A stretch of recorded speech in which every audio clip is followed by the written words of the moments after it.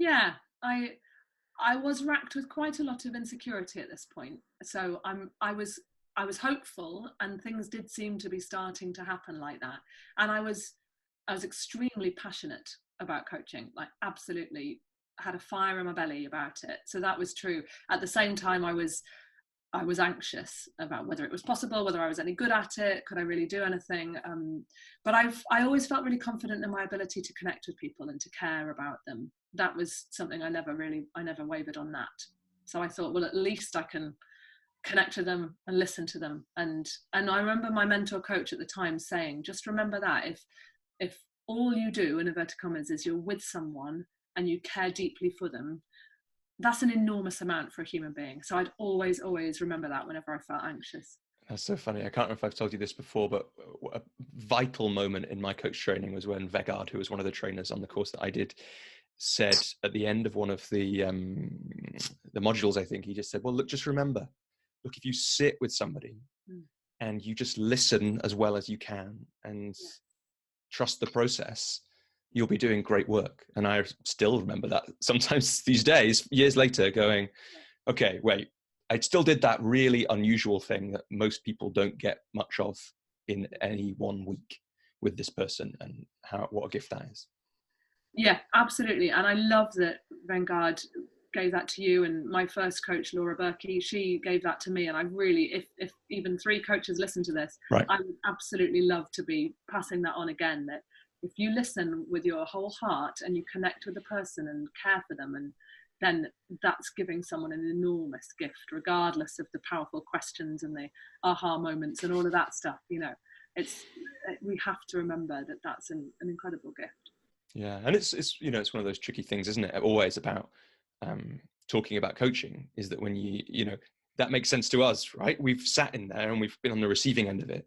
It's a slightly more difficult thing to explain that that's what is magical about coaching to someone who has never heard of coaching before or is a skeptic or whatever. But I really believe in that. When I just imagine, how often do you get to sit with somebody and they really care deeply about you, just you, for an hour or 2 hours or whatever. Somebody last night said to me, and she's just a new client that's just started with me, and she said, I feel like I've just had an hour's pampering session. And that's how she described the session. And I was over the moon, because it actually been, I felt, a really hard session for her, and for her to describe it as a pampering session. And I actually think people, the clients, don't find it that hard to understand how powerful we listen. I think the people that find it hardest are the new coaches, who feel like, surely that's not enough.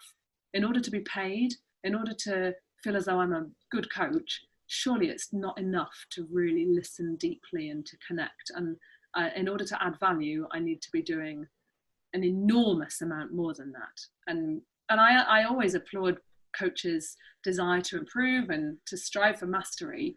And I always wish that maybe more of us could take on board that sense of, it's hugely powerful to listen. Yeah.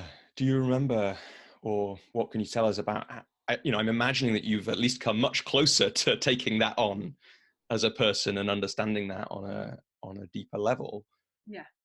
How did you move towards that point? I am asked that a lot by people, by new coaches who are frequently struggling with the idea of adding value or giving value. And I'm not sure that my answer is terribly helpful for them, but it is just a true one.